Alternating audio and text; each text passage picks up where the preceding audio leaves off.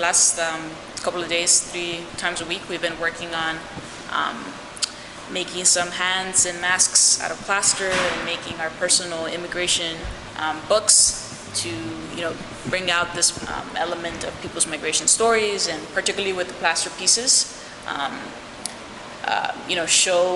sort of the human element of migration by having faces of folks and having their hands, and the idea is to have them later filled with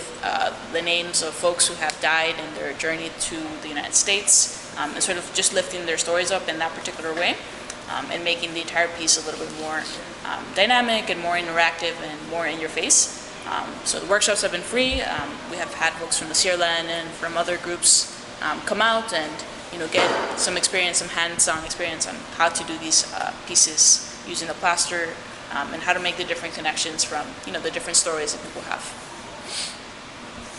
So this is the Book of the Dead. This is one of the projects that we've been working on in the last couple of days. The idea was inspired by some of the work by the Border Angels, specifically from this book called The Power of One. And what we did was take a list that they have at the very end of the book of migrants who have died since I think 2006 up until, since 1997 up until 2007. And that's just a couple of years, and it's a really long list. And the entire idea that we have with this book is to sort of lift them up and